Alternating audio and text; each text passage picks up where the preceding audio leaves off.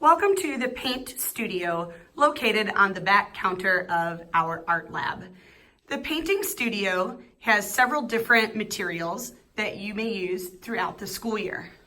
There is a section for paint brushes, tempera cakes that come in different colors and palette sizes, liquid tempera, along with watercolor and quill and ink.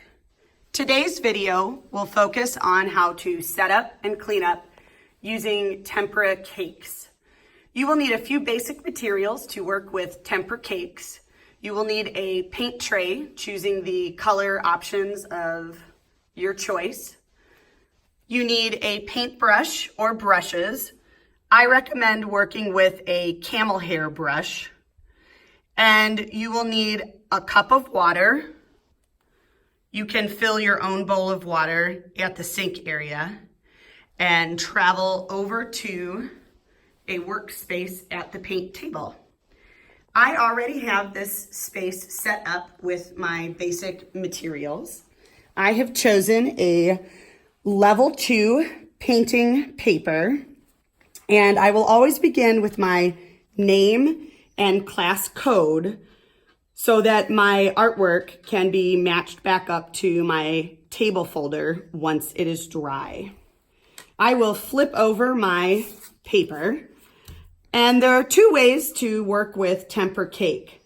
I might choose to sketch in a picture first with pencil, remembering to draw lightly, or I might choose to jump right in with paint.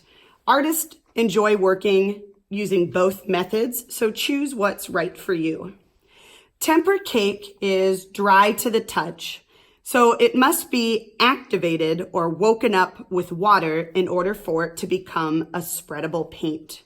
To do this, you will dip your brush in clean water, then tap it onto the top of the color of your choice in order to wake up the color.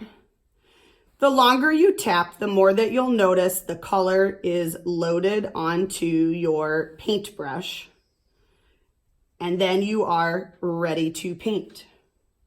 If you have sketched in a drawing, you can simply fill in your shapes using the colors of your choice. If I would like to mix colors, I will simply wash my brush, select a new color, tap it until it wakes up, and spread it directly on my paper to create a new color. Every time I switch colors, I need to wash my paintbrush and remember to tap awake any brand new colors that I'm choosing to use on my paper. You'll notice here this color didn't come out dark enough, so I'm going to return to that color and tap my brush a little bit longer until I can get it as dark as I would like for my painting.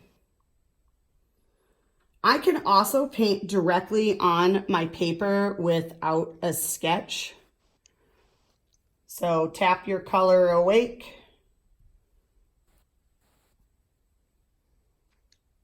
and then paint away. I could add a sun without an outline. And again, if I would like that color to be darker or brighter, I will simply tap my brush in that color a little bit longer. For today's example, I've chosen a basic image. When you sit down to paint, do spend some time generating an idea that is interesting and challenging, something that will occupy you for most of the class period. When you are done painting, you will need to follow these steps for cleanup. First, put your brush in the water bowl and carry your artwork to the drying rack. You will see that the drying rack has a tag. Look for one with your classroom code and slide your artwork onto a shelf. Return to your table to gather your water and paintbrush.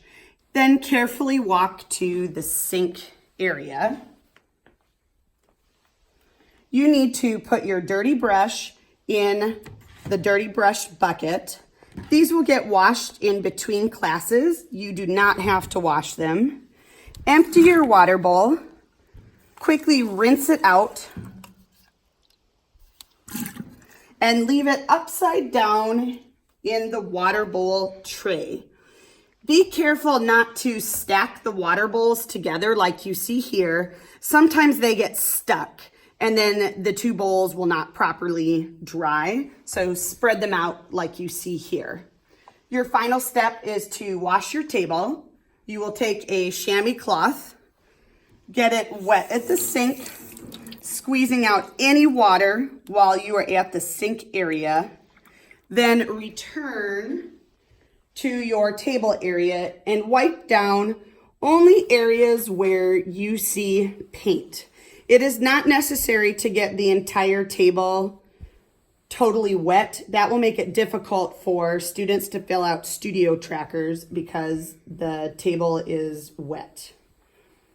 When you are done wiping off your workspace, simply return the chamois cloth to the tray and fill out your studio tracker. Thanks for watching.